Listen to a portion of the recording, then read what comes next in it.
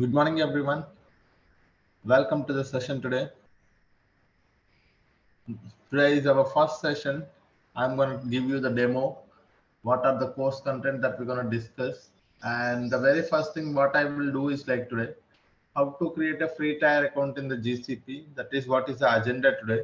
And first, I will also tell you what is the course content that we are going to discuss in our session. Okay, so all the things related to the course content, and after that I will tell you how to create a free tier account in the GCP.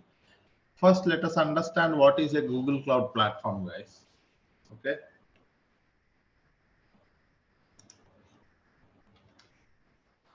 so GCP, what is GCP? Okay, so we are seeing nowadays cloud platforms become very famous because cloud platforms are mainly responsible for the cloud computing. Okay, so all the computation required for the data engineering or Kubernetes or application development, everything will be taken care by the cloud platform itself. Likewise, in the Google Cloud Platform is one of the leading cloud provider like AWS and Azure. So it is also providing you the cloud computing services. Okay. If we have to say what are the services that the GCP is providing, okay, in terms of a data engineering, you can look at the databases that it is providing, and also big data tools, big data processing tools, so many other. So these are the things that the Google Cloud provides. For example, there is a compute engines, Kubernetes engines, app engines, like with cloud functions, serverless platforms, fully managed services. Okay, so all of these things that the Google Cloud platform is providing for us. Okay. In our session, what we are going to discuss this, let me open a OneNote where I'll tell you what is the course content that we are going to discuss in our session and a later point of time. So if you guys have any questions, I will we will spend the time to discuss discuss if you guys have any questions. And let me tell you what is the course content first. So here is the course content, guys. So as we already know, as I mentioned, Google Cloud Platform is providing a pool of cloud computing services such as Google Storage and database services, as well as big data services. Okay. Here also you can see Google Big Data Services. Okay. So in our session, what we are going to discuss is these are the things that we are going to discuss in our session, guys. Google Storage and Database Services. Okay, the very first service that is what we are going to discuss is Google Cloud Storage. What is a Google Cloud Storage? Why it is important? What kind of a tool it is? What kind of a data it is going to store? All the things related to the Google Cloud Storage. And not only that, very important things about is like security aspect, because Google Cloud is one of the scalable and secured platform. So when you say secure platform, how do you make sure that it is secure? So with the help of the access control, with the help of the retention policies, with the help of the bucket access. So all of these things we are going to discuss. And after that, we are going to look at the cloud SQL. Okay. For that one, let me actually open my pen.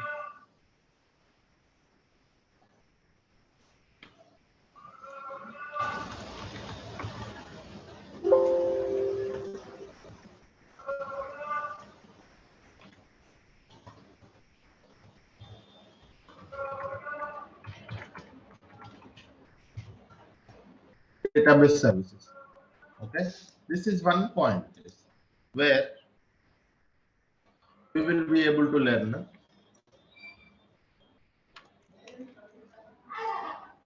storage and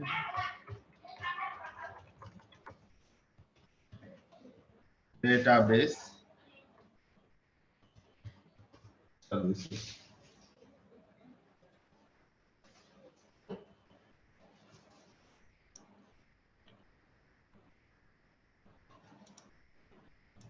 Okay, in this one, we are going to first see Google Cloud Storage. Yes, Google Cloud Storage is acting as a data lake in the GCP. So we are going to learn all the concepts related to the GCP. So it is acting as a data lake. So we will learn what is a data lake, why it is a Google Cloud Storage is having a considered as a data lake here, how much amount of data we can store in the Google Cloud Storage, all of those things we will see. Okay, and we will see practically how to create a bucket and how to upload objects and how to work with the Google Cloud Storage with from the Cloud Shell or Linux commands. So all of those things we will see, guys. And one more thing. So this is a storage perspective. What about the database perspective? So for the RDBMS solutions, RDBMS, we have Cloud SQL and Cloud Spanner, guys. So we have two services which are considered as the RDBMS solutions, Cloud SQL as well as Cloud Spanner. What is this Cloud SQL, guys? Cloud SQL is one of the fully managed services provided by the GCP for running the MySQL database, MySQL engines, as well as PostgreSQL engines, as well as SQL Server. That means if you have a on-premises MySQL, if you wanted to migrate it to the same MySQL with the same version to the cloud, you have these services available, readily available, guys.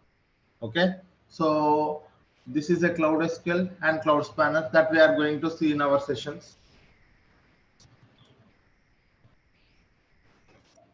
Instead, I would say here like this.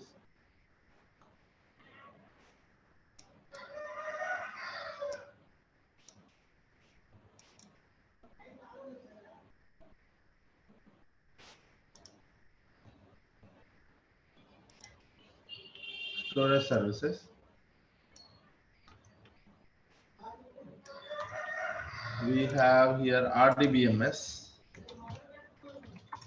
In RDBMS, we have first one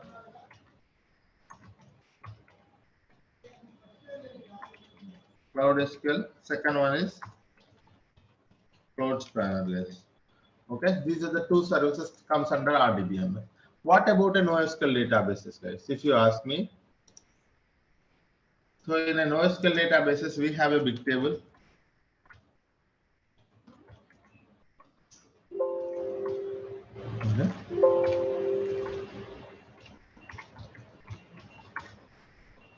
NoSQL databases.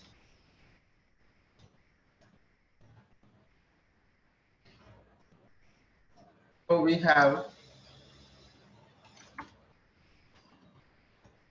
big table,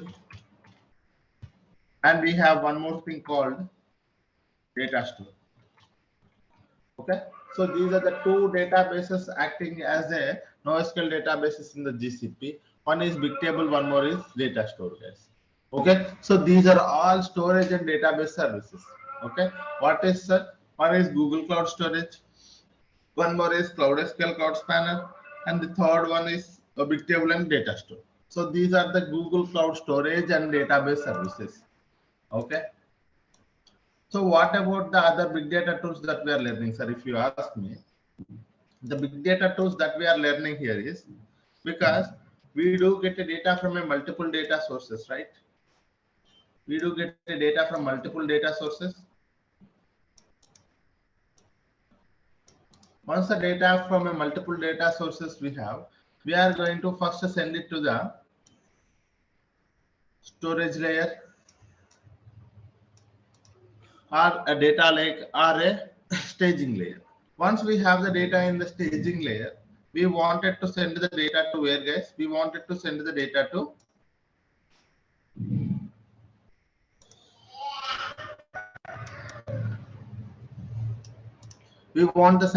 send that data to the data warehouse. After that, there will be a different users will be there. Either it will be an ad hoc request, or it will be a reporting purposes, or it will be a business manager asking for a requirement.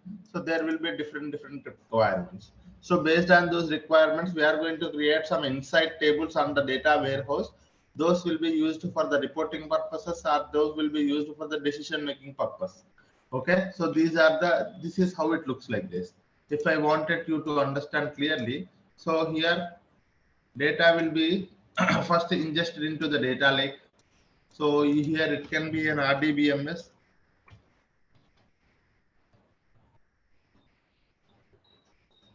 It can be a web server on an application. It can be a web server or an application, guys. Or it can be a, a CSV file from an application, or IoT data from an IoT application. So you get a data from a multiple data sources. You try to ingest the data into the data lake. So this is your data lake, guys. You try to ingest the data into the data lake, and once you have the data in the data lake, you try to first send the data to the where, guys. You try to process the data and send it to the data warehouse. Okay, what you are doing, guys, here you are trying to process the data. Okay, process the data, transform the data, clean the data, whatever the things you name it, all of those things, guys. Okay, you try to process the data and send it to the data warehouse. Finally, as per the business requirements, it will be creating a ML models. There will be a dashboard requirements. There will be ad hoc requirements. So based on the BA requirements or ML or some ad hoc requirement. Ad hoc. Okay. So this is how it will be, guys.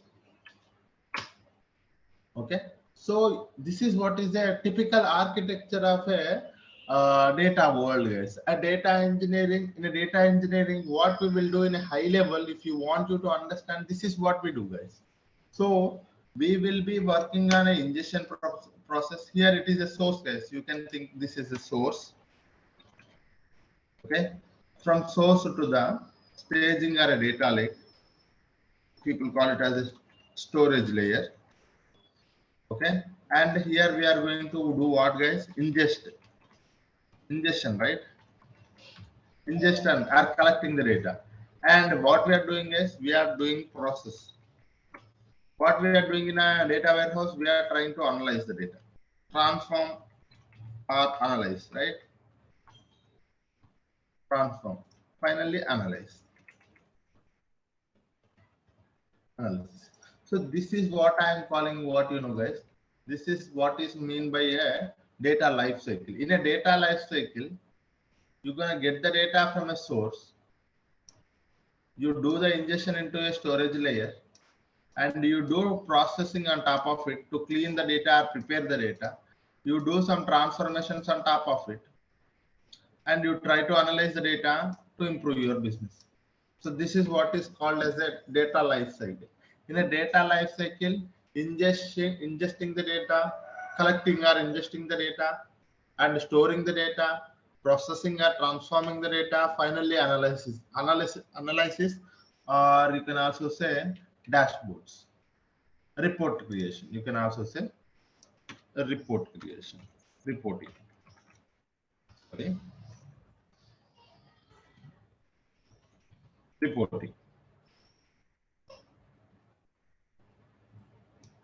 Okay, so this is what is the typical life cycle, data life cycle, guys. In a data life cycle, this from the source to the finally reporting, that is where your destination is, right? You are going to create some dashboards, or you have a table that you can do directly do the analysis, or you ingest the data and finally store it in a one, instead of a storage layer, you can just mention it as a storage layer, storing, data storing. Okay.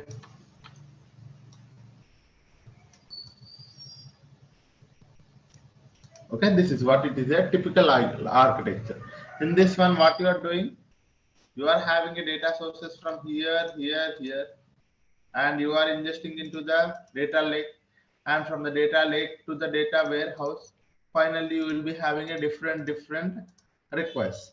So based on this one. So in a data life cycle, these are the processes that you are coming up with, guys. In this one, you see, you are having a source, sorry.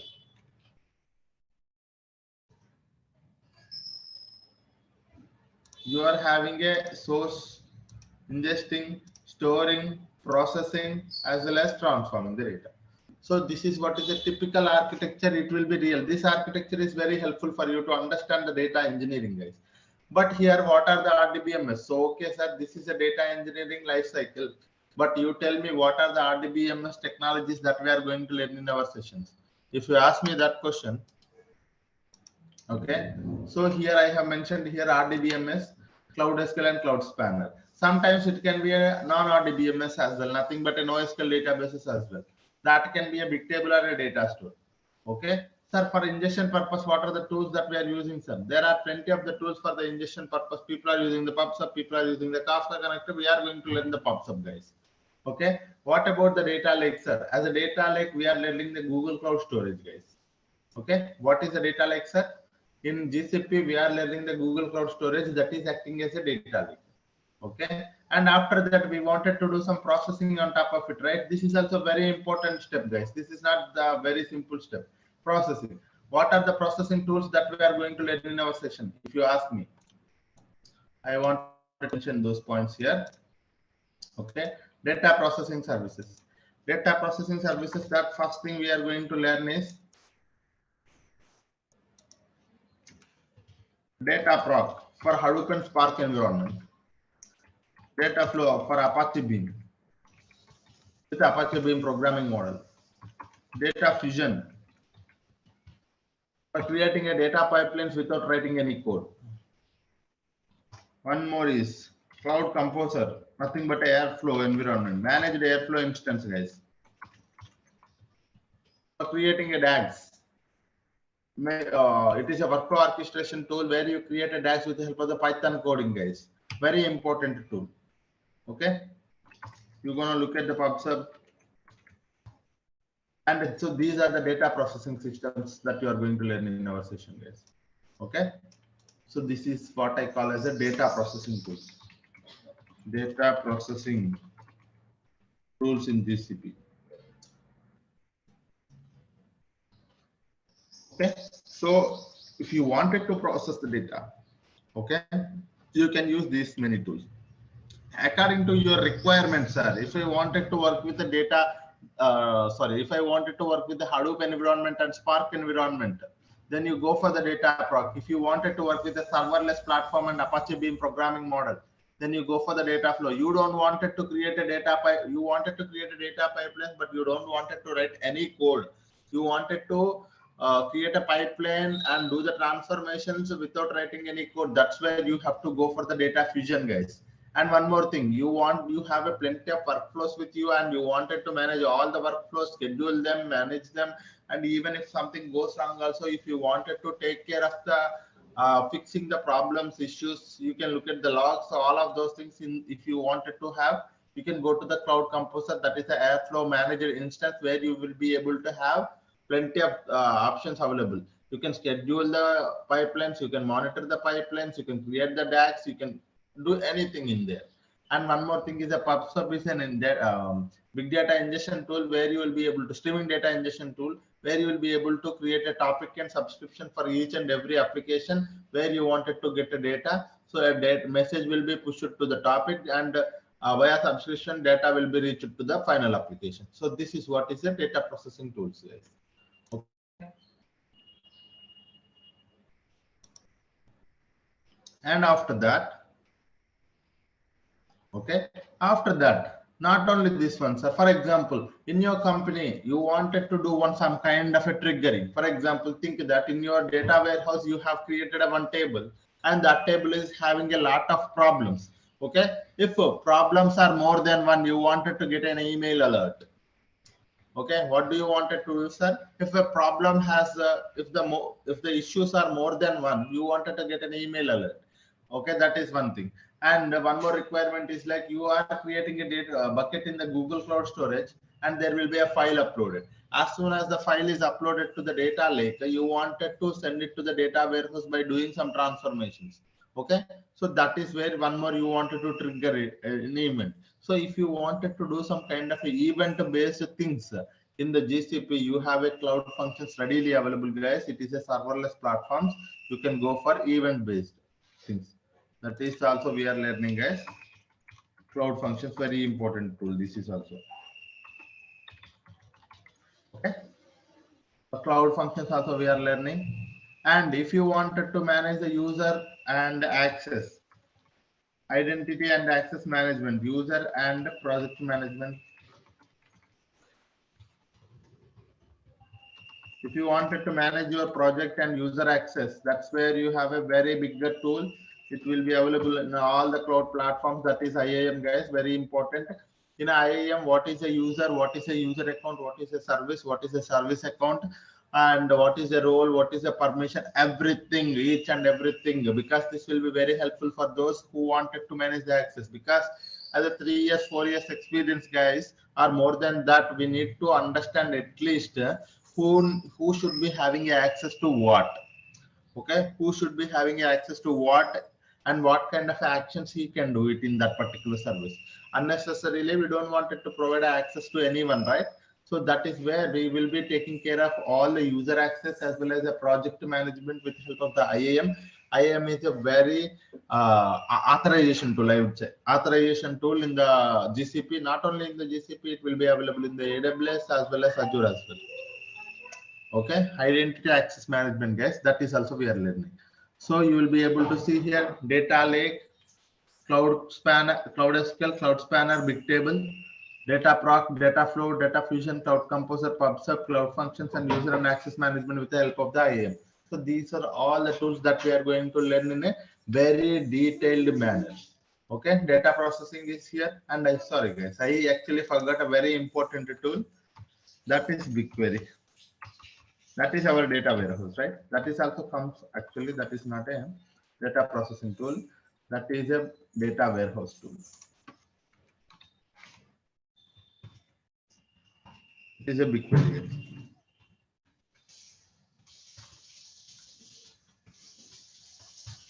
Okay, BigQuery. Okay, what is a BigQuery, guys? BigQuery is a modern data warehouse. It is acting as a data warehouse in the GCP. Okay, so this is also one more important thing that I actually forgot to mention somewhere. So this is a very important tool, sir, comparatively.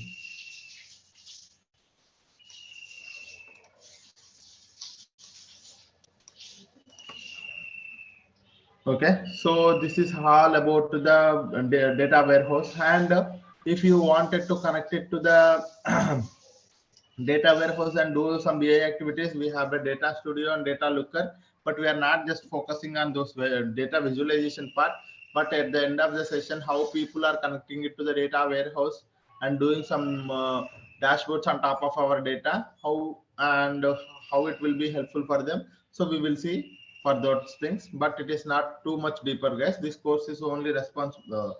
This course is mainly intended for the data engineers. Okay, so this is what we are going to do, guys. Okay, any questions anyone having so far on the course content? Any questions, guys?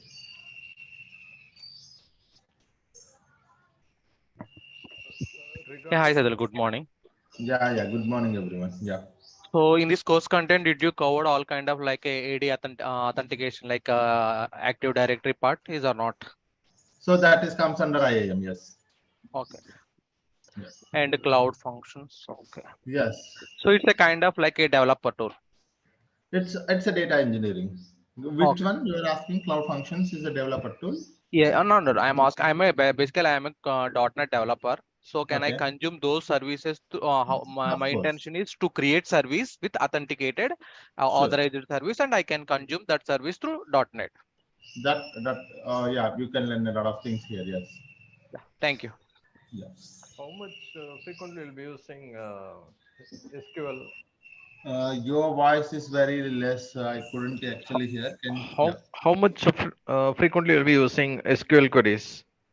Yeah, frequency of SQL queries. So I would like you to understand that SQL and Python becomes very famous here in the data engineering. If you wanted to see Cloud SQL, Cloud Spanner SQL, BigQuery SQL, and even if I go to a data proc and if I wanted to work with the PySpark, I'd be using the Python plus SQL plus Spark. Okay, so again it comes in SQL and data flow SQL, data fusion, no tool, cloud, it's a Python. So this is how it is, guys. If you wanted to understand all the concepts, whichever, whatever I am saying, so you would be able to, I am expecting prerequisite for the course is a basic or at least a basic knowledge on, medium knowledge on SQL and little bit of Python. Little bit, at least what is the data type? Okay, all the data types, if you learn it in the Python, that is enough. Okay, but SQL, I would expect a medium knowledge, guys. Okay, so it is, SQL is very important. And as a data engineer, if you wanted to grow, SQL is very much important. And you should be able to understand all the concepts. For example, what are those concepts are? All the data types, was actually how to create a table, how to delete and update table. Those things are DDL commands and DML commands and aggregations. Okay, so basic, I would say. So the concepts that you can focus on the SQL and Python, I would like to explain here, guys, so that if you are familiar with these concepts, you are well and good. Okay, in SQL. Okay, so all DDL and DML. So these are the basic things. I know you have to just to focus on how to create a table, how to delete a table, how to truncate a table, how to update a table, these things. Okay, and after that I would expect you to have a aggregate, learn about aggregate things, aggregate functions. Okay, and one more thing is ranking functions, and the fourth thing is we have table. So there is a temp table, common table expressions, and there is also one more concept, so we focus on that as well. Temp table, common table. In a temp table, there is a local temp table, global temp table, and the common table expressions. So these things, CTE. And the fifth thing, I forgot one more thing. Yes, mainly, guys. So join. Okay, unions, group by, order by. Okay, group by, order by. I think this is it. If you are just are coming up, if you are focusing on these things, that is enough. In aggregate function, min, max, count, all of those things. Ranking, row number, a dense rank, a rank function, all of those things. And temp table and CTE joins. You will be at least inner join, left join, right join. That is enough. Unions, union and union all. Group by, order by. I think this is enough, I believe, for the SQL, guys. Okay, if I remember anything, I will tell you. For the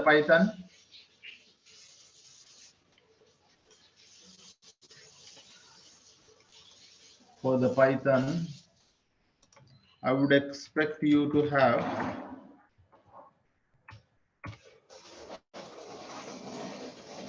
first thing, data types, guys. All the data types and differences.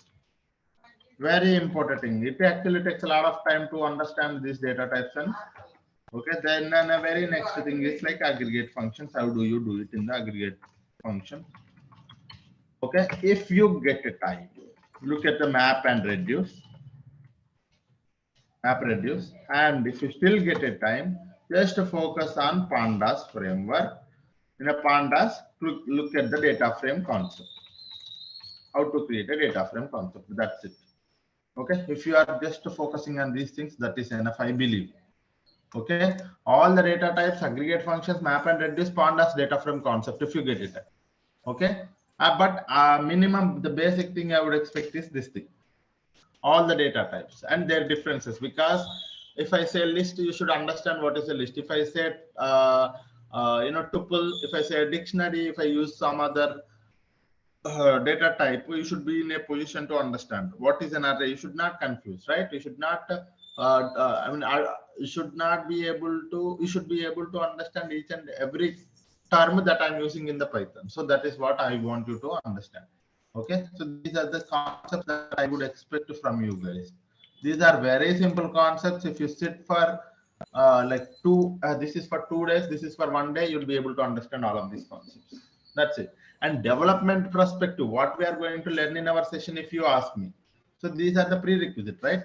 So what I would be expecting, what kind of a development knowledge that I'm expecting from this course, if you ask me, you can expect, I would directly mention here itself, you can expect SQL development knowledge, and one more is PySpark development. Okay, these are the two things that we are focusing on. Okay, so sometimes we are also using the Python, so Python also you can get. Okay, so this is what it is. So I will also tell you how you can actually go for the Java also. So that is also fine. Sometimes one of the code or two of the codes I will also include the Java, but that is more for you to understand. Okay, this code, the code will also be there in the Java.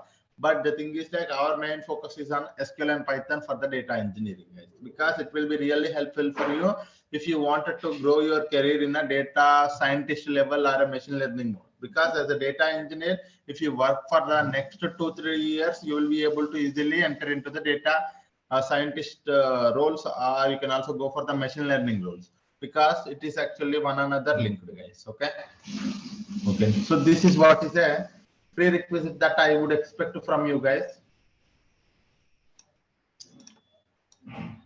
Okay, this is the thing that I would, if you wanted to, sir, what are the concepts that I have to go for before coming to and attending these sessions? What are the sessions? What are the things that I have to recapitulate? If you ask me, these are the things you recapitulate, guys. Okay, go for recap. And we will be learning SQL development, Python, PySpark, all of these things. No worries, because SQL will be used in most places. Python will also be used in most places. Okay, so that is one more thing. And we will also be looking at different formats, guys, CSV, Parquet, and big data formats. So I will also be telling you what are the difference between the big data formats. So because in the interviews, some people are asking me if you are working on a big data development, so did you work on the Parquet, and what is the main advantage of using the Parquet? Those kind of things also we will discuss in our sessions. That is not a problem. And I think that is enough, guys. If I missed any questions, okay, I think, yeah, roles offered after this course. Like, once I have completed this course, what are the roles I am eligible? If you ask me, you can go for the data engineering roles, you can go for the Google Cloud Platform and GCP engineer, GCP data engineer, as well as big data developer, PySpark development. You can able to work in the PySpark, because we are not just working in only one area, guys, right? So you can see each and every tool itself, it is a one project, guys. So data project will be there, data flow, data fusion, composer. So these are all roles itself. Okay, so some data engineer working on a data proc, some data engineer working on a BigQuery, some data engineer working data fusion, some data engineer solely working on creating a data. So this is how it will be. And some people working on RDBMS data migration projects. Okay, data lake projects. So these are all things are related to the data projects only, guys. And after this, all the concepts are covered. Okay, during our course also we are going to cover many projects. So few projects are covered. I mean, once for example, if I am talking about a data proc, while I am doing the data proc, I will be able to cover the project as well. So what are how many projects that we are covering? If you ask me, guys, we are going to cover almost 4 to 5 projects, real-time projects. And one more thing is like,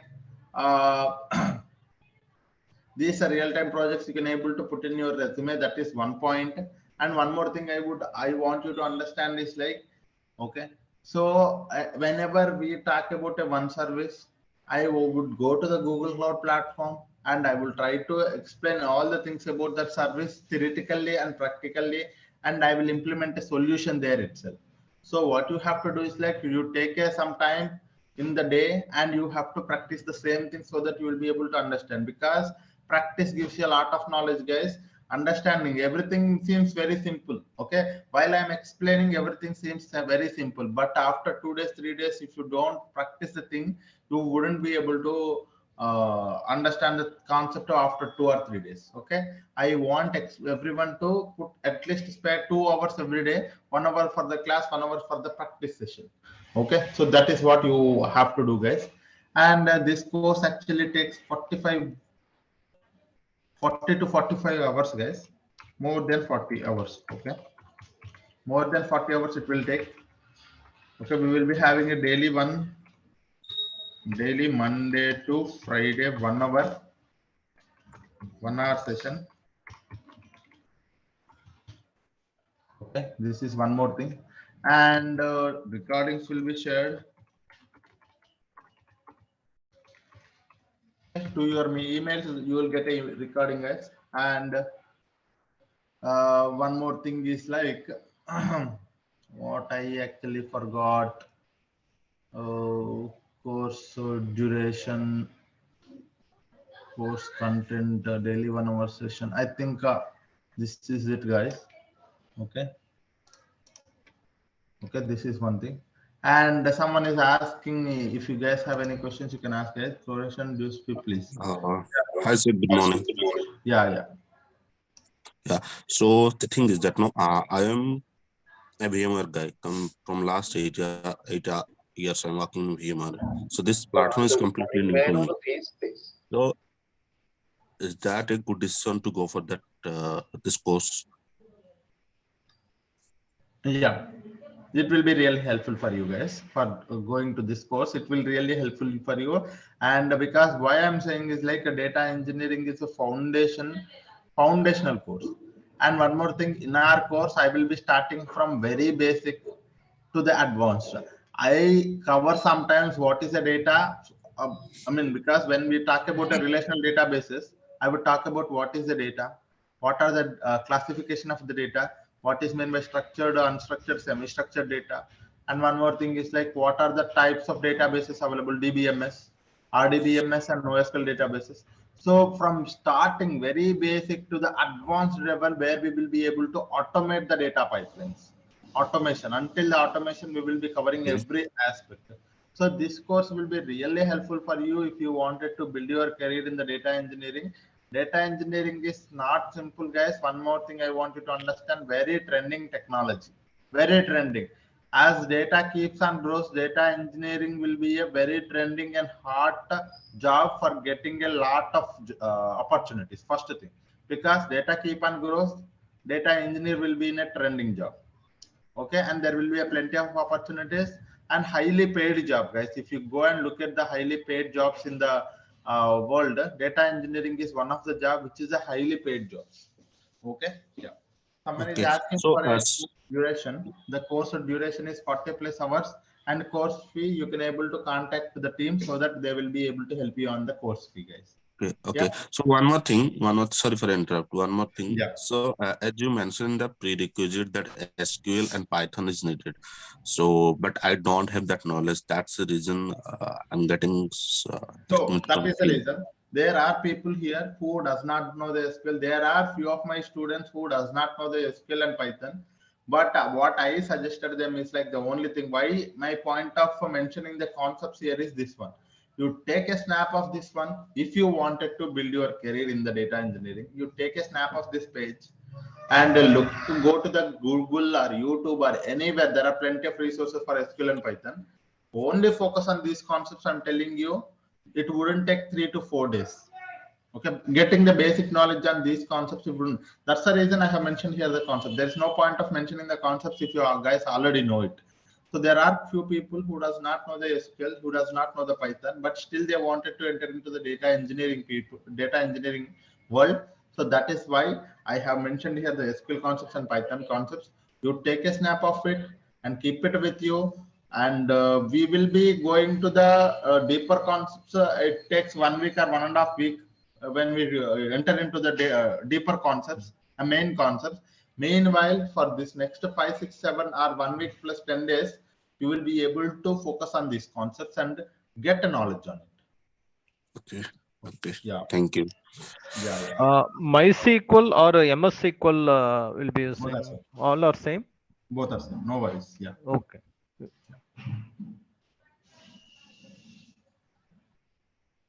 So someone is asking me, I'm planning to make a move in the data engineering. I'm having a 10 years of experience in the Oracle database. How it's helpful for me? I'm telling you, if you are coming from a Oracle database or if you are coming from a, same background like MySQL or a support engineer or whatever the data, if you are working in a data world already, this course will be really helpful for you. You can get a good opportunities. First thing, a lot of hike you can able to expect, guys. A lot of hike you can able to expect. Okay.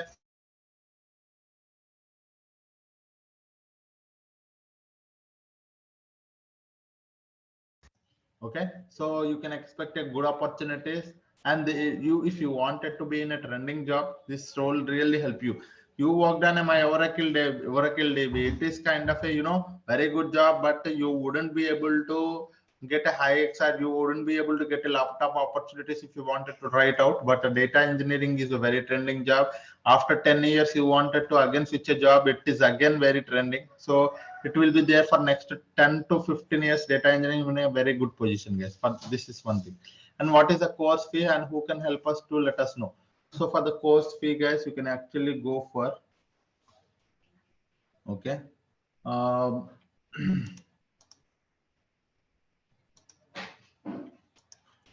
you can contact the IT team.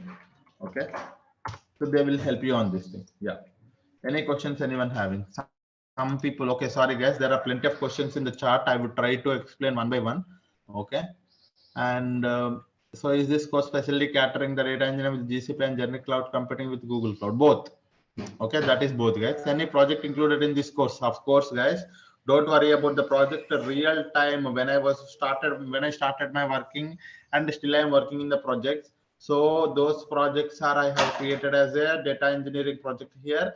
Even with the triggering and cloud functions also I have created how actually the cloud functions will be used in the projects, how a BigQuery will be used in the projects. So those are real time things. You need not to worry about it. How long this course is helpful for you? Sorry, might have missed as you just joined. And this course will be a 40 to 45 hours, close to 2 months, guys. You can think of this course takes close to 2 months. We will use SDK, guys. I sometimes tell you how to install the SDK and all of those things. Yeah. Did you cover cloud computing engine? Yes, cloud computing engine. What is a cloud computing engine? What is a Kubernetes engine? What is a app engine? Basic concepts related to that we will be covering, guys, but not more than that. Yes, because it is a data engineering course. While attending the interviews for the GCP data engineer, the expert certification in GCP data engineering.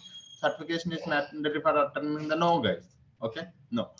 It is not mandatory, but if you have a data engineering certification, this will be really helpful for you. Okay, that actually gives a lot of, if there are 100 points, out of that 10 points or 15 points will be added to you by with help of the data engineering certification. But that's not directly get you the job, land you a job, but the concepts that we are going to cover, if you are having a good knowledge on all of these concepts, this will be really helpful for you to get a job. Yes. So one more thing I want you to understand, whenever I was talking about a one concept, let us just say, okay, let's just say data lake. When we are talking about a data lake or a BigQuery, so for a data lake, I'll try to give you some assignments, guys. Okay. And whenever talking about a BigQuery, I will try to give you 2 to 3 data sets for your assignment. Okay. You have to, what you can do is like you spare your time and focus on the answering those questions. Okay, so that you will be able to, when you try to complete those assignments, you will get a lot of knowledge and creating a lot of knowledge and using that particular solution. Okay, that is one more thing. And the data engineering is not all about the development, it is also about architecture, guys. So you have to focus on, it's not that I should use the BigQuery in a very good way. It's not like that. You should understand that how the BigQuery is, how we can use the BigQuery for a very efficient manner, and how BigQuery helps in a GCP, and how it is different from the other cloud tools and other on-prem tools like Hive as well as Redshift and Synapse. So you have to understand that concept as well. So our aim of the course is to get a development skills as well as the architecture points, because architecture also very important for us to understand. Every data engineer should go to the data architecture and machine learning solutions. Okay, so this is what we have to understand. Any other questions anyone having?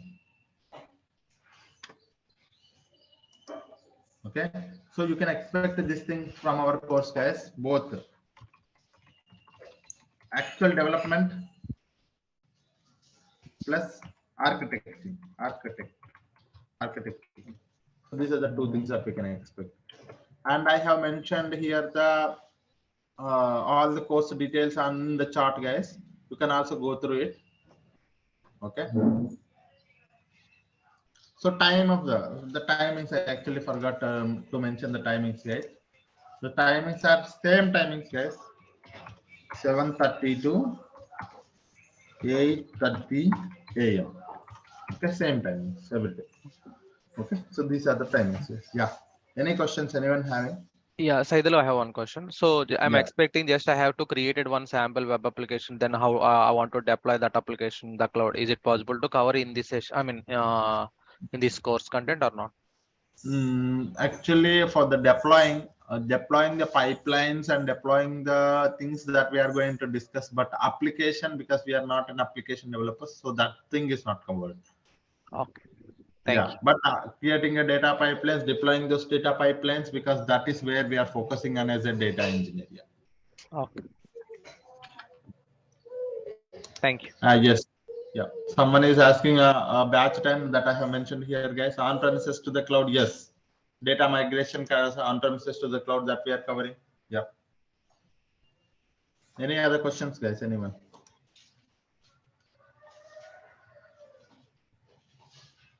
From tomorrow onwards, we will be having a initial classes, guys. Today is a demo class, right? So that's the reason. Yesterday's we had a workshop. Today we are having a demo class, first demo. So in the first demo, I'm telling all the things that we are going to cover in our session. Tomorrow, I am going to start with the Google Cloud Storage. So before that, I want you to understand how to create a free tier account. Okay. So I would tell you tomorrow itself. Okay. It wouldn't take more than 5 minutes or 10 minutes. Okay. Tomorrow I will tell you how to create an account. And this is an course content and everything, guys.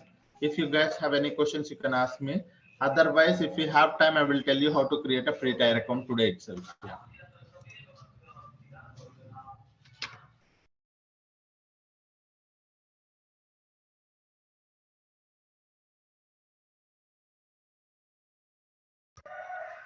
Okay, guys. So this is it for today. So hope I have given you a good understanding of what are the services that we are going to cover in our sessions, and hope you got some idea about a data engineering and a prerequisites, as well as what kind of a things that we have to focus on before entering into the data engineering, and what kind of learnings that we can expect out of this course. Okay.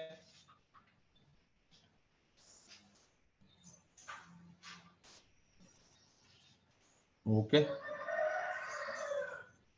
So there will be a comparison, guys. So someone is asking AWS to the GCP.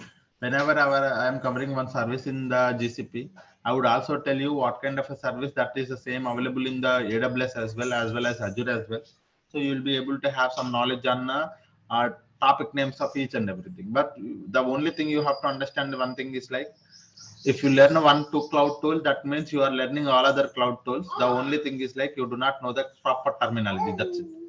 Okay, so if you are learning one tool, that means one cloud tool means you are learning other clouds as well. Okay, so don't think that if I learn what could be a thing, that if I go to the company, if they're asking me to work on AWS, it's the same thing. You need not worry about it. The technology is same. The only thing is like a platform is different. That's it. Okay, any GCP support job roles. So all these things, the development plus support plus big data developer plus admin plus, this course will be for all of the things, guys, because we are covering the IAM for the admins. We are covering the if you are wanted to go for a support, you need to know the services first. So you should know the development plus support. This course is for the development. If someone wanted to go for a data engineer, a developer or a support developer, support engineer, or admin. So this course will be helpful for all of you guys. Yeah.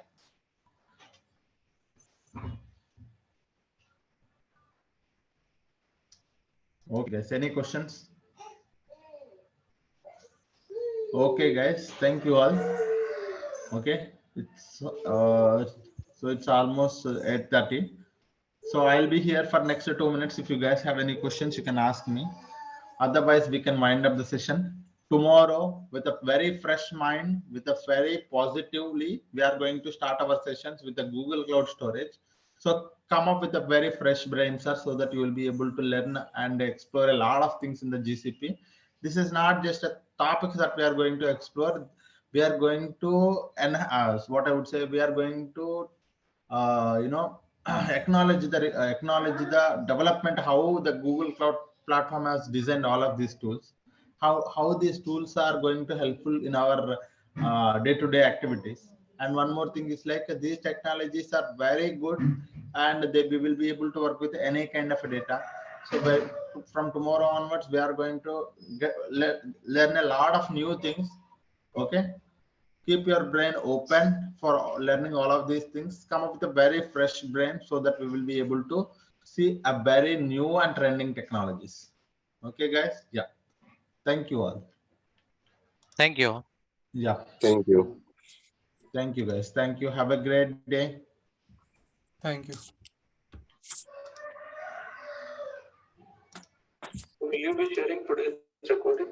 Yes, you will get a mail for today's recording, guys. Don't worry on that. Yeah. Yeah. Thank you all. Have a great day.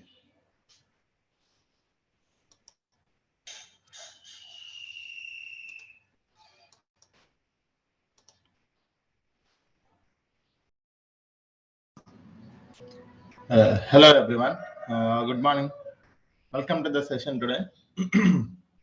Hope you guys are doing good. So, yesterday we had discussed what is the course content and everything. Recording in progress. Right? From today onwards, we're going to discuss the very first topic, that is in a GCP, we have a GCP database landscape and big data landscape. So one by one, we are going to start with. So in a first half, I'm going to explain few concepts related to the databases, that is our Google Cloud Storage. And after that, we're going to start with at the second of our session, I will tell you how to create a free tier account in the GCP, so that you'll be able to create a free tier account. After that, you'll be able to practice what are the sessions that we are having in. So let me start with the session today. So in the GCP database landscape, this is the agenda, guys. Okay, we are going to explain all the GCP databases landscape and the differences between the RDBMS as well as NoSQL databases. And in this one, we are going to look at the Cloud SQL, Cloud Spanner, and Bigtable. Okay, so these are the things. So first, we're gonna see data lake modernization in the GCP. If you wanted to have a data lake in the GCP, how we can have it? So which tool can be acting as a data lake in the GCP? Let us see one by one, right? So yes, we already know what is a data lake, guys. A data lake is a centralized repository to store the data. Okay, a centralized repository to store or retrieve the data as per the business requirement, right? So what kind of a data we can store, guys? You can see here. We can store structured data, semi-structured data, unstructured data. We can store either if it is a batch data or streaming data. It should be able to stand for SQL, ML, and searching. We can able to store on-prem data, cloud data, and data. So it is a scalable and secured platform to store the data, retrieve the data for further analysis or processing purpose. So this is what is a data lake, right? We have seen what is a data lake. Let me try to tell you what is a data lake from my notes. This is my notes, guys. Where is that?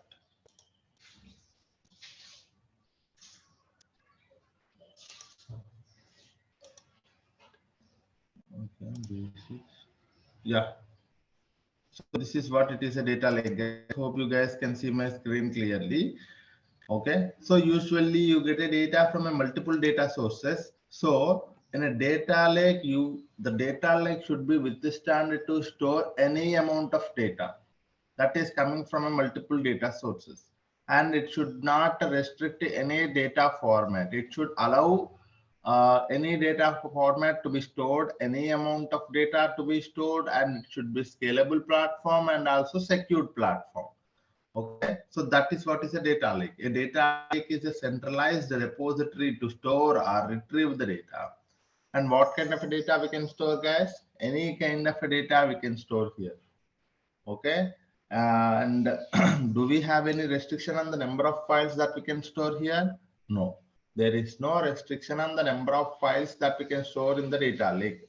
Okay, and it is a scalable and secured platform, right? So this is what is the definition of a data lake. Now let us see data lakes using a GCS. In a Google Cloud platform, we have Google Cloud Storage is acting as a data lake. What is that? Let us see now. Okay, so this is Google Cloud Storage is as a data lake in the GCP. So what is a Google Cloud Storage, guys? So let me go to the paint and try to explain you guys one by one.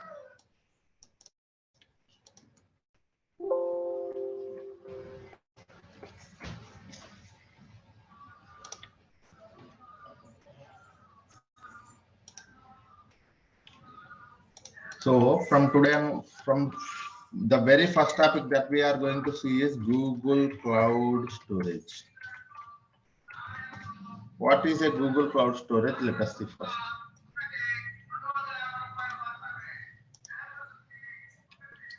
Okay, so Google Cloud Storage is one of the fully managed services in the GCP. What is this one, sir? One of the fully managed services in the GCP. What do you mean by that, sir? What is mean by fully managed service?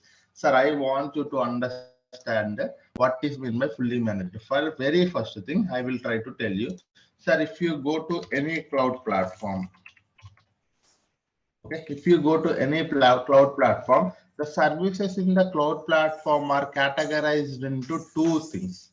One is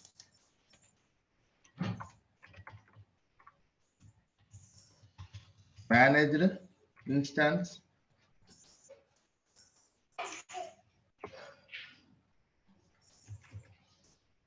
okay, not managed, virtual machine. Second one is managed instance, and third one is serverless. Okay, sir, VM based. People call it as a VM based. Okay, these are the three categories. If you go to any cloud platform, the services in the cloud platform are categorized into three. One is VM based services. One more is managed services or fully managed services, and third one is serverless. What do you mean by that, sir? In a VM based services, okay, for example, look at your laptop. In your laptop, if you wanted to work with any of the Python coding, or if you wanted to develop one application, what do you do, sir? You manually download one software like Python application, and you will provide some resources to that, and you will try to install that, and after that you go for the application development. What do you do, sir? Whatever the requirements, whatever the resources, whatever the infrastructure required for your entire application development, you as a person taking care of it, taking considering from the laptop itself. So you need a laptop. That laptop needs to have some kind of resources, and that laptop will have its own configuration. And on top of that, you will again download an application and install on top of your laptop, and again you try to develop an application. Likewise, in a VM based, an entire virtual machine will be given to you, so that an entire virtual machine will be given to you. 1 minute, guys. Sorry, I'm getting a call. 1 minute.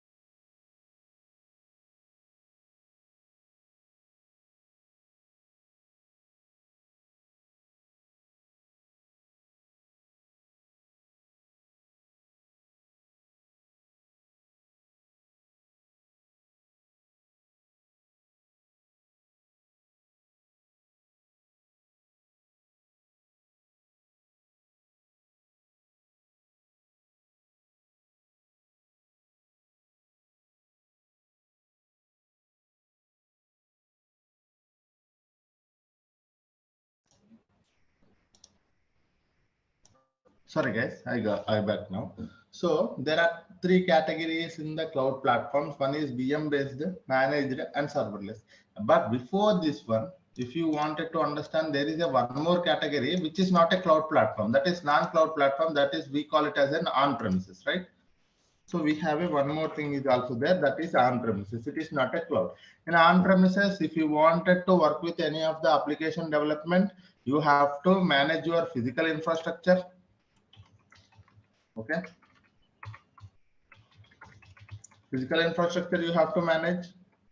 Again, if you need to have a separate environment, you have to manage your virtual machine. Manage the virtual machines. Manage the VM. And again, if you wanted to work with an application, you have to manage your application. Okay, because you have to download, install all of those things. Again, you are the person need to develop the solution. Okay, so in a typical architecture, this is the things happening is in any company. If someone wanted to work with the any application development, first thing there will be a resources part. One is infrastructure. So as a person, we have to take care of the physical infrastructure. Again, if we have to have a development environment separated for each application, we need to go for a virtual machines. And again, we have to manage the application configuration. And finally, we can develop the solution on top of the service. So this is what it is. So in on-premises, you as a person have to manage all of these things. Yes. Okay. In on-premises, we have to manage all of these things. Okay. But if you go to the cloud platform, what is the main advantage? Let us see one by one. Okay, very important thing, guys. No one will tell this point, but you have to understand, because somewhere you are seeing a VM based services, somewhere you are using a managed services, somewhere you are using a fully managed serverless platforms. So now you will be able to understand the concept of this one. Okay, in a VM based, you need not to manage the physical infrastructure, because the physical infrastructure will be provided to you in the form of a virtual machine to you. In the cloud platform, you need not to manage the physical infrastructure, but you have to manage your configuration for the virtual machine. You have to manage your application platform as well as development. Okay, in a VM based services are hosted. People also call it as a hosted, guys. VM based are hosted services. In this one, you need not to manage the infrastructure here, because infrastructure will be provided to you in the form of a virtual machine. And after that, managing the virtual machine, managing the application, and developing a solution is on you.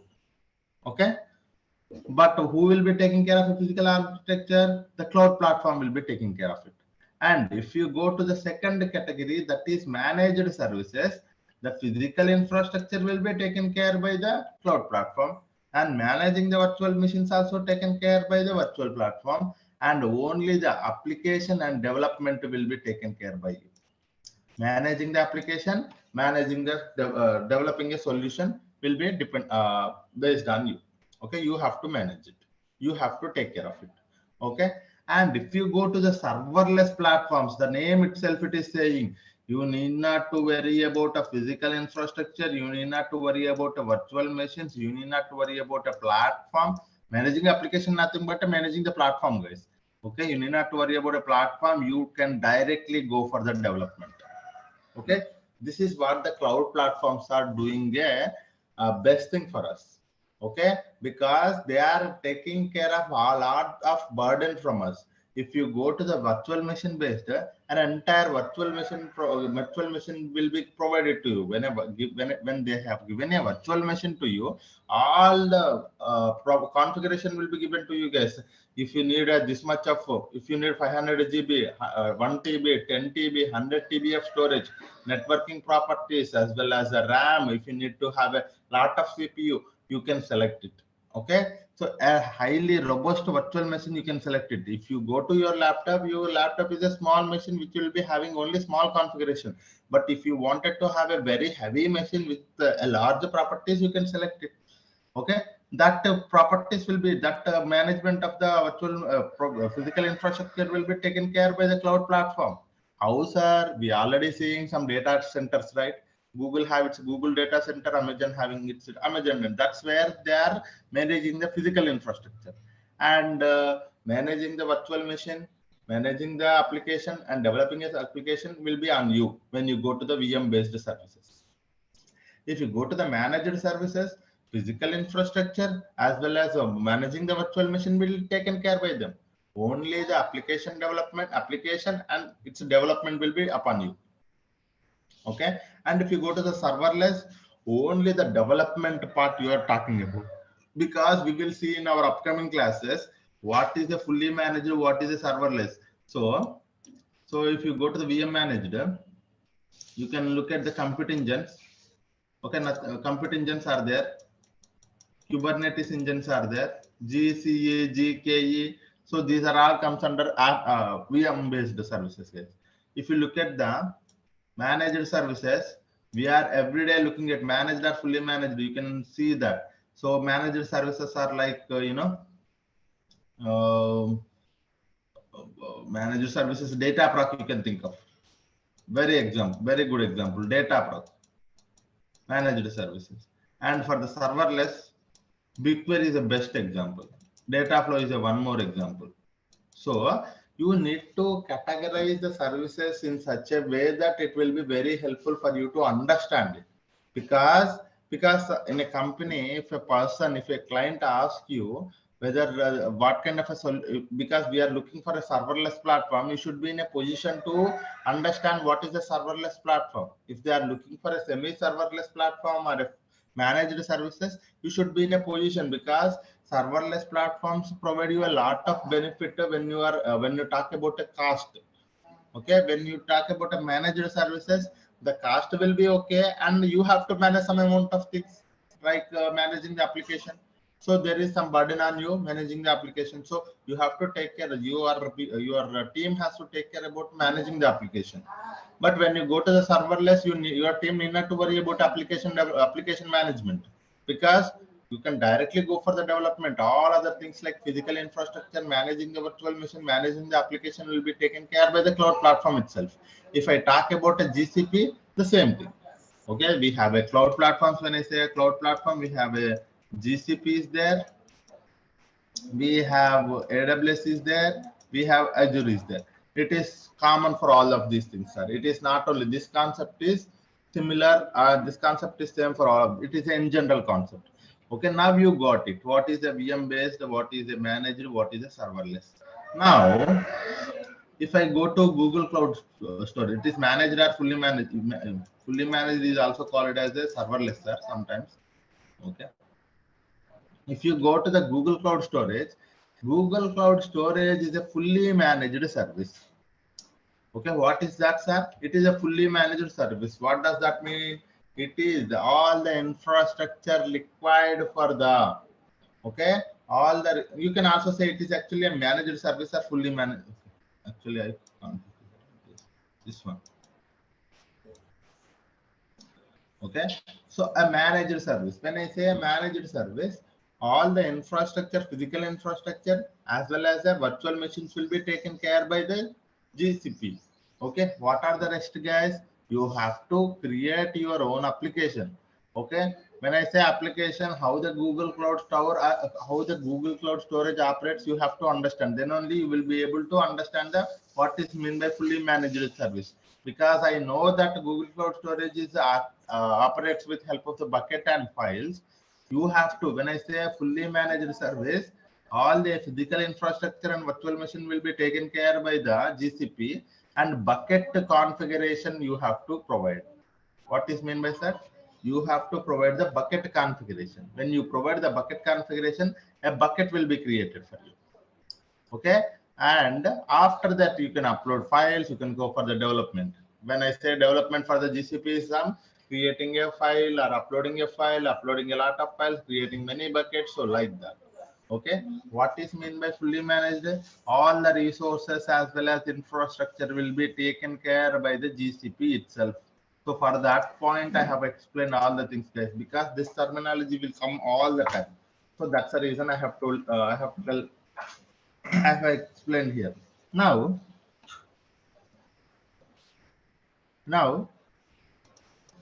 sir, it is now I understand that it is a fully managed services. So the infrastructure will be taken care by the GCP. That is fine. So now tell me what kind of a service that the Google Cloud Storage is. What is the main intention of having a Google Cloud Storage in the GCP? So if you ask me, it is a service for storing and retrieving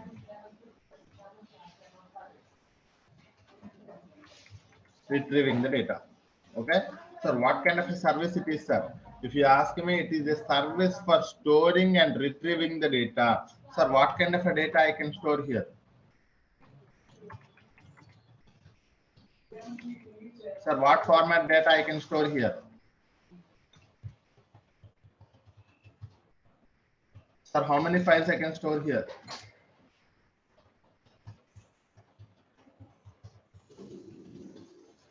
Okay. Sir, how much amount of data I can store here?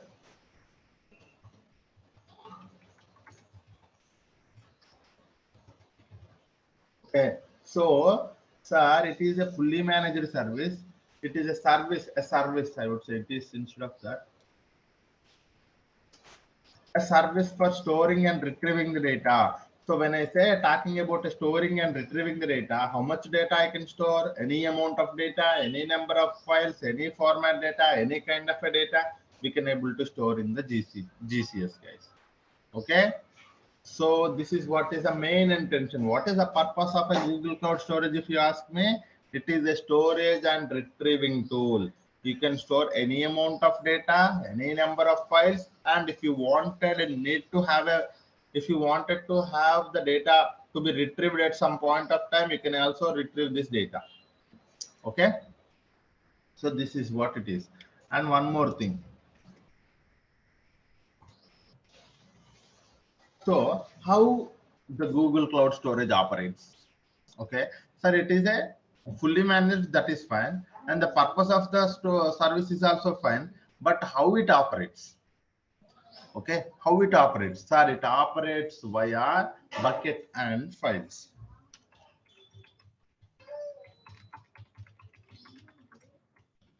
Okay, it operates via bucket and files. Sir, some people does not know what is a bucket. I want you to understand this terminology now.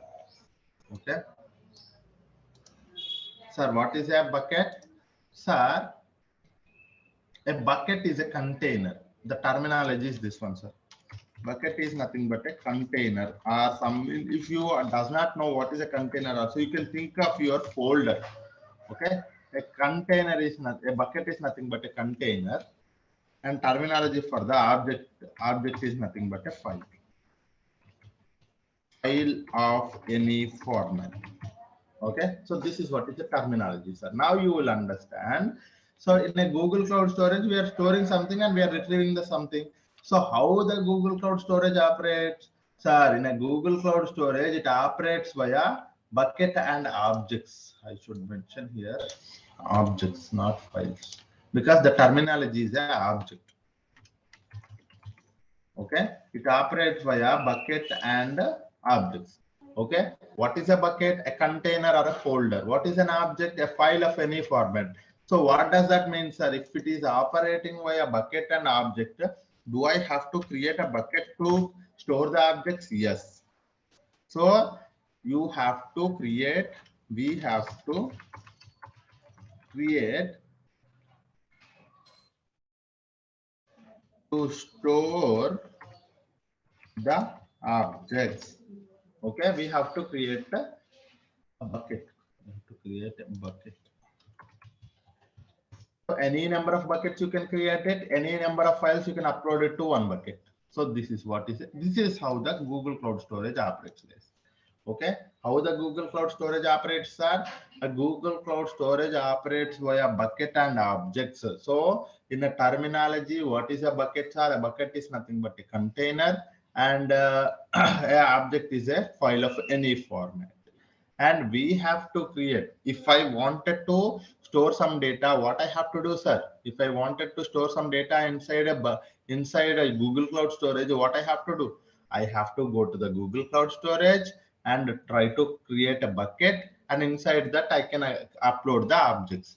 What do you mean by objects, sir? It is nothing but a data, nothing but a file, right? So this is what is it is how operates, sir. So far everything seems good. The fourth point I want you to understand that it allows Google Cloud Storage allows worldwide storage and retrieval. Okay, that means, what does that mean, sir? I do not know. One more basic concept it is coming, sir. You have to understand there is a concept of region, multi-region, multi-region, and one more thing is a region, multi-region, dual region. Okay, so this is what. If it is allowing a worldwide storage and retrieval, what does that mean, sir? At any location, you can able to store the data. At any from any other location, you will be able to retrieve the data.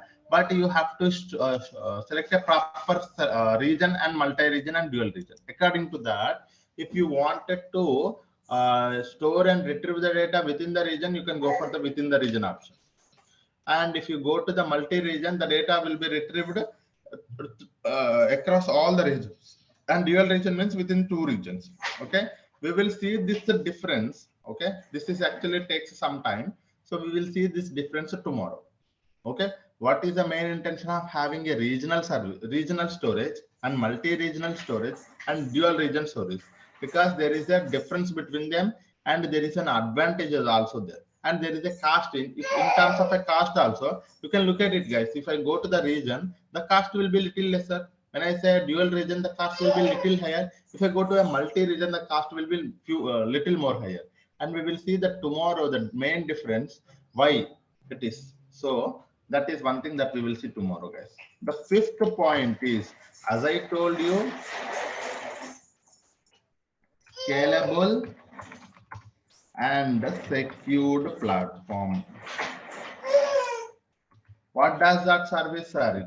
It is a one more final point, sir. It is a scalable and secured platform. So we will see what is meant by secured platform. And I just want you to give you an overall heads up to the Google Cloud Storage. Now you got it. What is a Google Cloud Storage? The only thing you have to understand today is that what is a Google Cloud Storage, and what is the main purpose of having it, who will be taking care of the resources here, and how it operates, how the Google Cloud Storage operates, and what kind of a tool it is, whether it is a storage, worldwide storage or a retrieval service, and whether can we go for a secure, whether it is a secure platform and scalable platform or not. This is the only point you have to understand, guys. Tomorrow we will see how to create a bucket. Inside that, all these things, like when I say secure platform, right? So we can able to say access control, and very basic concepts we are going to see tomorrow. Object versioning. What is mean by all of this terminology? We will see retention policy. Okay. Okay. And one more thing is also there, storage classes. Okay, we can also go for the storage classes. While you are creating a bucket, there is also a storage classes. So tomorrow we will see all of these things, sir. Whenever you wanted to create a bucket, so you can select a proper bucket name and a location where you wanted to. So when you wanted to create a bucket, you have to give a proper name to the bucket. Okay, you have to give a proper name to the bucket, and you have to select the location of the bucket, and you have to select the proper storage class for the bucket, and we have to select the access control, and we have to select the object versioning and retention policy. retention policy.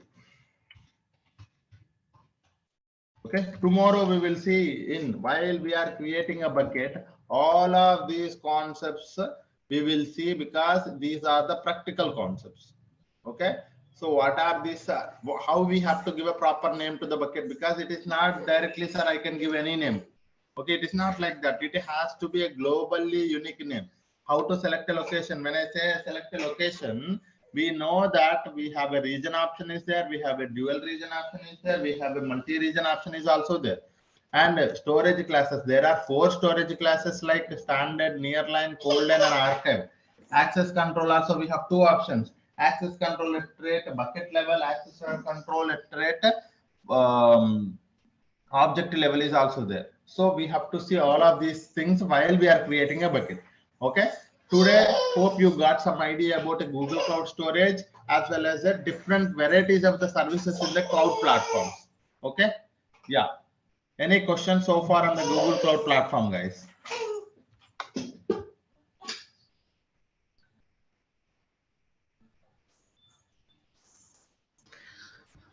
If we created a storage in a region type, after that we can change to multi-region or dual region after uploading the files in region.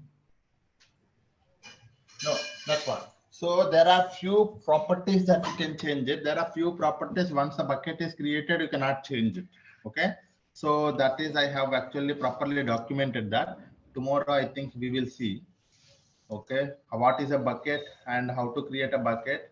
So bucket configuration. See, when you look at the bucket configuration here the location, you see for the location, this is, we have selected a US West one and it is not editable.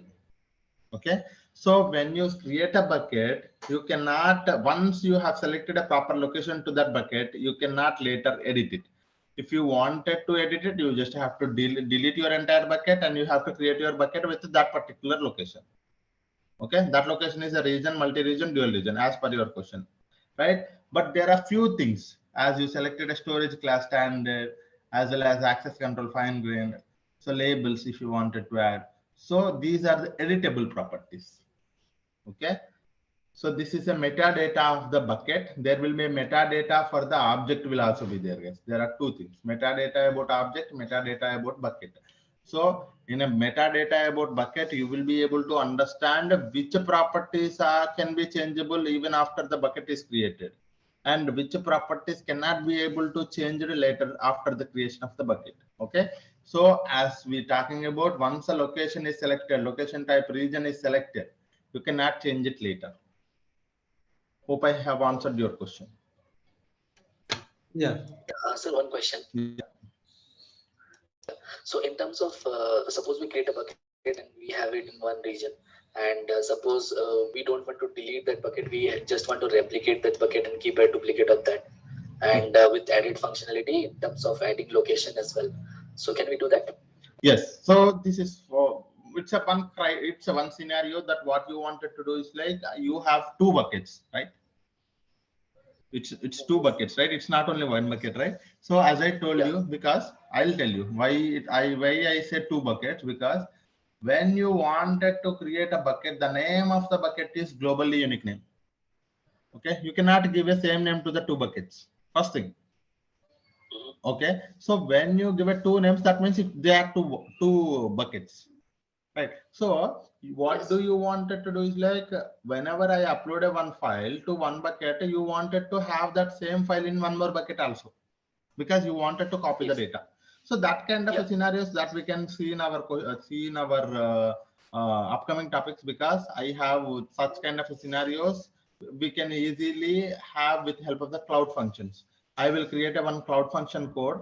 That cloud function code will be doing is like, it is a serverless platform. In the backend, what it will do, it will try to copy whatever the data that you are uploading to the 1 bucket, and it will copy it to the 1 more bucket, so that whenever you do that activity, it will be backend, it will be doing this activity as well, so that there is a copy of your data. Okay. Okay, got it. Yeah, this can be done. Yes, we will be having such kind of scenarios, plenty of practical scenarios we are seeing, And I want you to, if you are coming across such kind of a scenarios in your company also, you tell me, we will implement that solution. Okay, so that we will do, guys. Okay, I just don't wanted you to tell you a course and stop it here. I just want you to, if you guys have such kind of a scenario, sir, I am facing this kind of a problem, so can we implement such kind of a solution, or can we at least see an architecture for this solution? So that kind of scenarios we will see. If you are coming across, so please let me know. That's not a problem. And someone is asking a question, can you teach how to create a bucket via SDK? Sir, yes, we will create a bucket with the help of the Cloud Shell. Yes, of course. So I will tell you how to create a bucket two ways, sir. You can also see here. So because each and every, I want you to understand this point. I think I might not have told you this point. So let me tell you this point. Where is this? Yeah. So, sir, very important thing. I will write it here. There are two ways. There are more ways, but mainly two ways for me. Two ways to interact with GCP services. There are actually two ways for me. Okay, I don't know how people say, but for me, in my classes, I will tell there are two ways if you wanted to interact with the GCP services. One is UI, one more is code. One UI is nothing but a console. Code is nothing but a Cloud Shell or Cloud SDK. Okay, or SDK, Cloud SDK. Okay, this is what. In UI, we know that how we are interacting with the help of the user interface, nothing but a drag and drop, clicking something. That is what is a UI. If you wanted to interact with the services, if you wanted to use any service in the GCP, you can go with this way. Okay, this is a manual process. Sir, I wanted to create a bucket, or I wanted to delete something, or I wanted to interact with the Google Cloud Storage. You can also interact from the code, that is Cloud Shell or Cloud SDK, from anywhere. So these things also we will be seeing, guys. It is not that we are also looking, because I wanted to understand the concepts via UI, but tomorrow I wanted to automate it with the help of the code, because we are not just stopping here, because there are professionals who are automating the processes. Automating can only be done with help of the code. So there are two ways to interact with the GCP services. Keep this in mind, sir. Whenever you are getting any doubt, anything can be done with help of the UI, anything can be done with the help of the code. Okay, creating a bucket. Tomorrow, if I wanted to create a bucket, yeah, sorry. Through code, we can use REST API also. Yeah, through REST APIs also we can use it, but most of the people using these things. So even I am covering these two only. That is the reason I have mentioned REST API is also there, and there is also one more thing is also there, mobile application also. But most of the times we will be using this thing only. Even in the companies also, people use UI as well as Cloud SDK or Cloud Shell. Yeah. Okay. And one more question: any Terraform Ansible tools required for automation? Sir, no. Any Terraform and Ansible tools required for automation? No, sir. Our main intention is to have a data to be created and automated with the help of the pipeline. So that is what we are going to do. That is SQL plus Python is enough for this course. Yeah. Okay. Yeah. In real time, we will be creating the bucket, or admin team, they will create the bucket and hand over to us. No. So there are two ways. So if you go to, there are two, it depends upon your company, guys. If you go to the MNC companies, you will be having a dedicated team for the admin. So they will be doing the admin activities. Admin, I would not say admin. So there are two, admin, or you can also DevOps. Okay. They will be taking care of the resources, infra related things. They are taking care of it. Okay. But if you go to the tier 2 companies, tier 3 companies, what they do is like something like startups or some low base, I mean, not product, some basic product based companies are, you know, if you go to small scale companies, what small scale? Okay. What they do is like they will provide an entire, because it is a small startup company and you have to do everything on your own. In that case, you will be getting a chance to work on the UI. You will be getting a chance to creating a bucket, anything. You yourself have to work with the admin activities as well. That means IAM, all of those things, and permissions, roles. You yourself have to create a bucket. But when you are going to the MNC companies, most of the times they will not providing you access to do that. But there is an environment called sandbox. In that sandbox, you can do anything. But if you look at the prod environment, they will not provide you no access at all. Okay, if you wanted to practice anything, you can go and do it in the sandbox. But in the startup, you will be providing an access to all of the things. You can able to work with that. So this is what it is. Okay, yeah. You will team BigQuery with loading files with the real-time scenarios. Yes, guys, I will teach. It's not team, right? You will teach. Yes. So you will teach BigQuery with loading files with the real-time scenarios. Don't worry about that. We will be having a plenty of such scenarios. Data proc, data flow, everywhere we are using the BigQuery. And I will take some CSV files. I'll upload it to the. I'll upload them as a. I will upload it to. Sorry, I will create a tables on top of those CSV files. And one more thing also, what we will do is like we will automate that process. Okay, as I told you, I don't want it to manually do it tomorrow. Okay, if a file CSV file available in the GCS bucket, what I wanted to do, sir, automatically it has to create a table inside the BigQuery. Okay, that automatic scenarios we will see. Don't worry about that, sir. Plenty of automations, plenty of scenarios, topics, real-time things we are going to see in our thing, guys. Don't worry about that. Yeah, just to focus on the knowledge, you will be able to get a lot of you know, real-time scenarios from me. The only thing is like, please be attentive during the class. Yeah, yeah. Now, so this is enough for today. What I will do is like I will try to tell you how to create an account. So we will see tomorrow rest of the concepts. Okay. Now let us see how to create a bucket. Sorry, it's already 8:20, guys. Okay. So let me. Can we see it tomorrow or shall we see it today itself? Sir, I would tell you. So some people are asking for the. Yeah. Some people are asking for the slides and some people are asking. So slides I may not be sharing with you, but what I will do is like I will share you the material. Okay, what is that material? It is a very robust, and you see the material for the Google Cloud Storage tomorrow. Today we have seen, right? What is the Google Cloud Storage? This is access to my notes I will give you, sir. What is a GCS? How to create a bucket? All the concepts, high level concepts. And note, oh, here I have mentioned, sir, whenever you use any service in the Google Cloud platform. Okay, this is one more thing, two costs associated. One is storage cost, retrieval cost. Tomorrow we will see this point. Okay, so these notes I will provide it to you guys. Okay, I will provide access to the my notebook. This is my OneNote notebook. We will be having all of these things here only. So I will provide access to that. And so that for that one, I want everyone to complete your registrations. Then only there will be a group created. There I will provide the link for that so that you will be able to access it. And access also not provided to all guys, only for those who have registered. And if I got an email from the team, I will provide access to that particular email. Okay. Yes. Yeah. So please complete your registration tomorrow. So please remember, make me remember, sir. Tomorrow, first thing we will create a bucket. We will create an account. Okay. Later only we will see the rest of the things. Yeah. Because it's already 8:20. Even I am having some other tasks. Yeah. Okay, guys. Thank you all. Hope you learned something today. So I want you to learn everything, almost everything, every day, whatever we are speaking. If you are unable to understand, please try to ask me. So that wouldn't be a problem. You can raise a question. You can raise anything.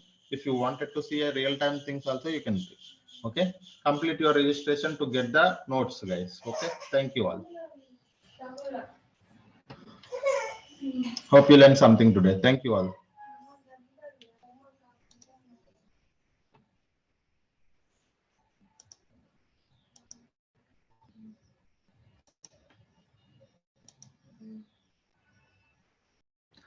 Hello guys, very good morning everyone.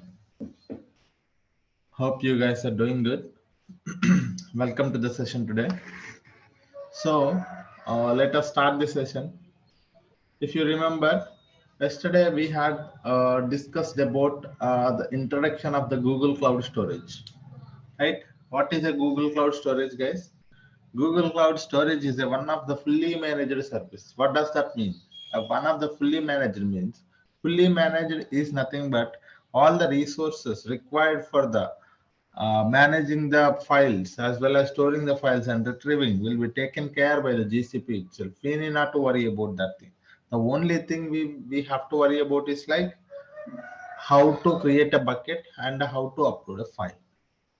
And after that, how to make sure the data is controlled and need not to worry about the resources required to build this GCS. And one more thing, we have to worry about what are the storage classes we need to take care of it, and the location as well as object version. And what kind of a tool it is, guys? If you ask me, a Google Cloud Storage is a service for storing your any type of a data, any kind of a data, any number of files we can store here. And how the Google Cloud Storage operates? Google Cloud Storage operates via bucket, okay, and objects. What is a bucket, guys? A bucket is nothing but a container to store your objects. And what is your file object, guys? Object is nothing but a file. Okay, it allows worldwide storage and retrieval. It is a scalable and secured platform. So this is all about a introduction to the Google Cloud Storage. Now the question is how to create a bucket. Sir, as I told you, if I wanted to work with any of the service in the GCP, there are two ways. One is via console, one more is via command line tool. Okay, so let me open. Okay, so if I wanted to work with a interactive,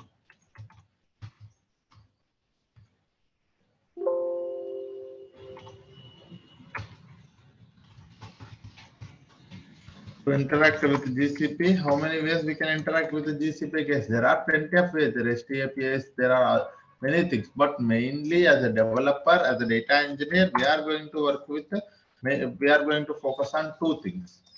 Okay, that is, one is user interface. That is what we call as a console. One more is command line tool. That is your shell or SDK. Okay, so this is these are the two ways that we can work with. Now the question is how to create a bucket from the console. That is one thing, and also how to create a bucket from the command line tool. So these are the two things that we will see, guys.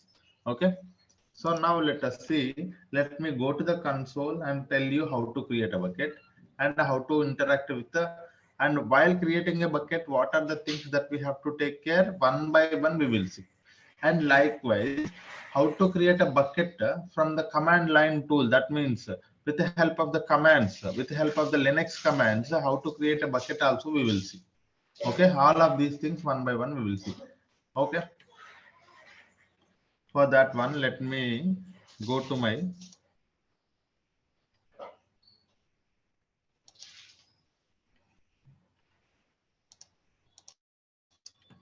let me go console.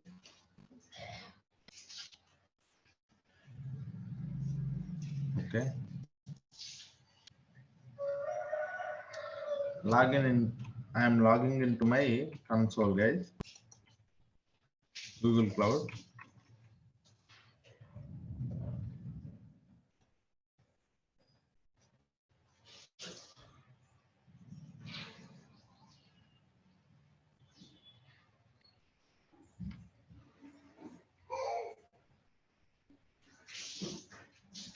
Okay, so let me first give you an introduction to the Google Cloud platform here, the interface. So when you logged into your Google Cloud, so this is how the interface looks like. Okay, in the interface top left, you will be able to see all the services. This is your navigation menu. where you will be able to see all the list of services or the products available in the Google Cloud. Okay, so this is one thing. And one more thing, once you have here, so everything is worked by project, guys. Okay, this is something that we are going to start maybe tomorrow or day after tomorrow, about what is a project and how to interact with all of these things. We will see tomorrow, guys. But for now, just understand that. So when you wanted to work with any of the service in the GCP, okay, when you wanted to work with any of the service in the GCP, we have to enter, we have to select a proper project. Either we have to select a existing project or we can create a new project. Okay, how to create a new project, guys? Click on this new project. You will provide your project ID, project number, that's it. Okay, new project will be created. So each and every product in the GCP will be can be tracked from the project only, and billing also enabled from the project only. If you don't select a proper project, the project you cannot be able to work with any of the resources. And one more thing, you have to enable the billing only, otherwise you can able to unable to work with the GCP services. And while you are working with any of the service, there will be a API, you have to enable the API. All these things are linked to a project only, because all the tracking of the billing will be done from the projects. Okay, so this is one thing, guys.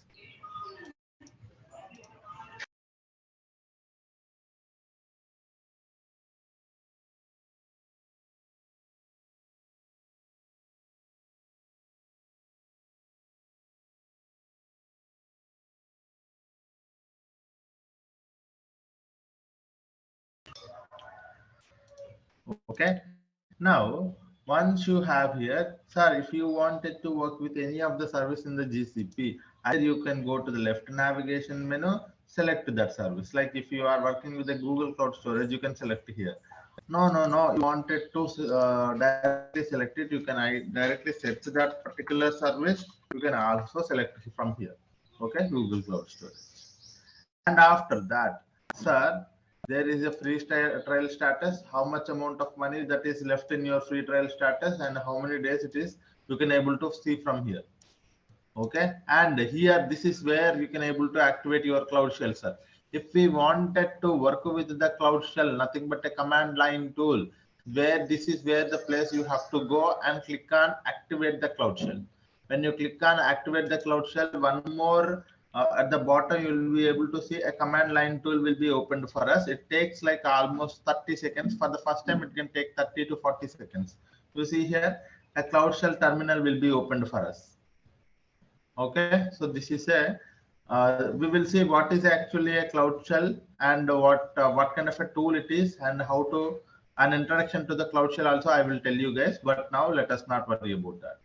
And after that, this is where you will be able to see all the notifications when you create a bucket, when you delete a bucket, when you move something, you will be able to see here.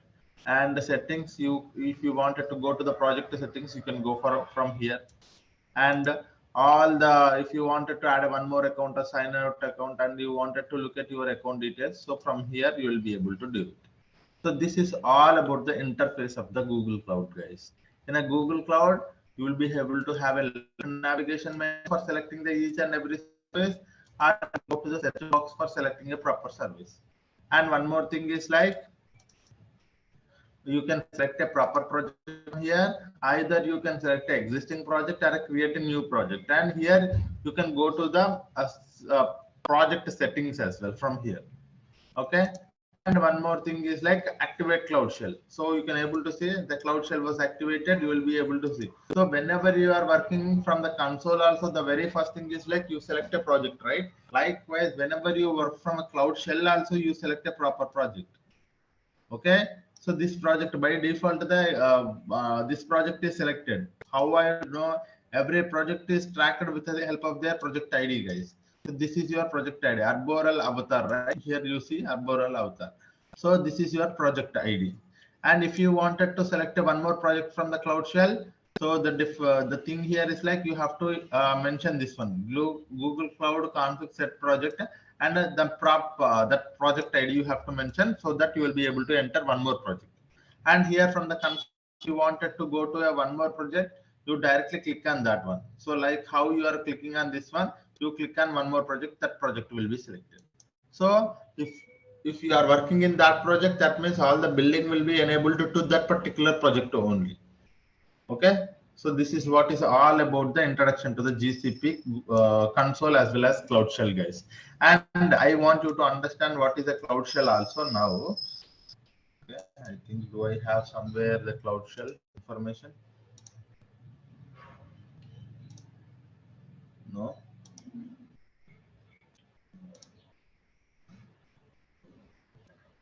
No. Yeah, here it is. Yes. Okay. So what is a cloud? As I told you guys, if anyone wanted to interact with the GCP services, there are two ways. Okay. The very first thing is web user interface.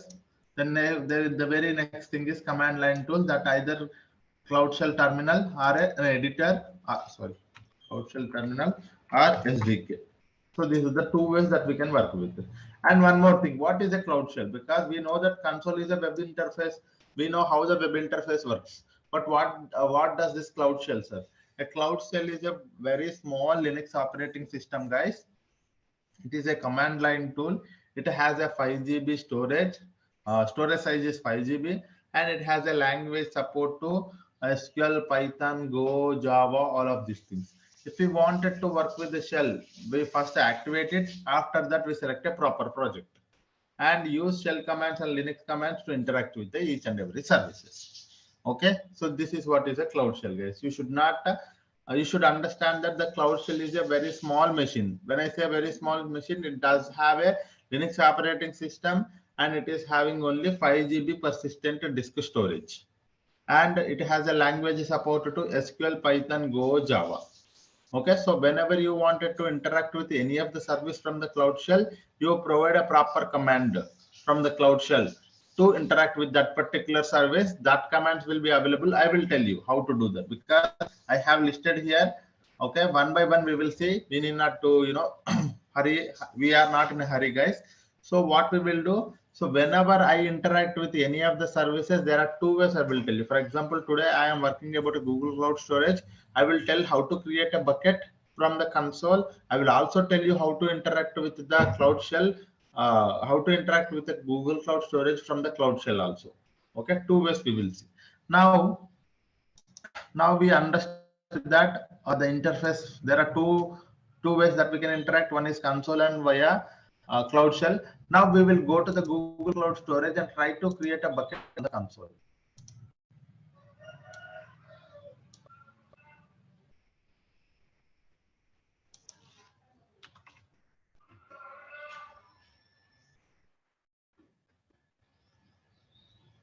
Hello. Yep. I am on doubt, sir. Yeah. So what is the difference between this Cloud Shell, which are working with the Linux operating system at all? Yes. So what is the difference between this Cloud Shell and the SSH? During the compute engine we are creating now, so there we are getting into the SSH. The same stream is getting what different is there? Where we will be able to interact with each and every service in GCP.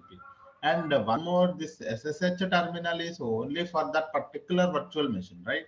So you cannot interact with all the GCP services. If you want to interact with that particular virtual machine, what you provide some commands. You wanted to upload some file, you wanted to delete some file, you wanted to see some information, you wanted to access some information, you wanted to provide some permission.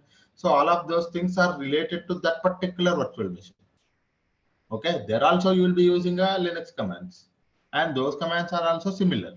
But the thing is, like, it is only specific to that virtual machine. But here, Cloud Shell is a overall service or in general service or a primitive service where you can able to interact with each and every service in the GCP. All the resources, all the permissions, everything can be done from the Cloud Shell as well. So that is the main difference, guys. Okay. Okay, sir. Then what is the purpose of SSH, sir? We can directly interact with what are the comments we are giving in SSH? The same No. command we can So you use. have to understand that one more thing is like if I wanted to interact, because see a virtual machine, as I told you, you have to understand this thing as well. A cloud shell is a small machine. When I mention a small machine, it have only the 5 GB persistent disk storage. And when you go to the virtual machine will be having a lot of storage. Sir, I wanted to move a file from a file of 10 GB to a virtual machine. That I can do, but I cannot load it to the Google Cloud Shell, right? Because it has only 5 GB. When I say 5 GB, you can only store until 4.5 GB of storage only. So it's not possible. But when I say virtual machine, you can able to store any amount of data as per your storage requirements.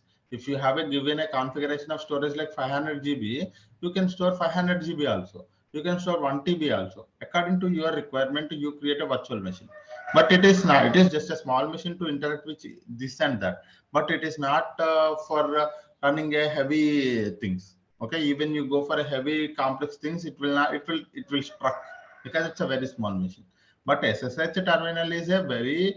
It's like your shell commands. Okay, you for example, you have a laptop, right? When you go to a laptop, you have a command line tool, right? That's like your SSH terminal. Okay, that means when you wanted to work with your laptop, you have a user interface that you go do this and that. But in the command line tool, you have a command CMD. When you enter a command called CMD in your search button, you will be able to open that command line tool. You can also work with from the command line tool from any of the services. Okay, when you wanted to work with any of the services in your local laptop, so if you wanted to work with this thing, that thing, you can able to work with. So that is like your SSH terminal. Okay, a full machine and its own everything will be controlled by SSH.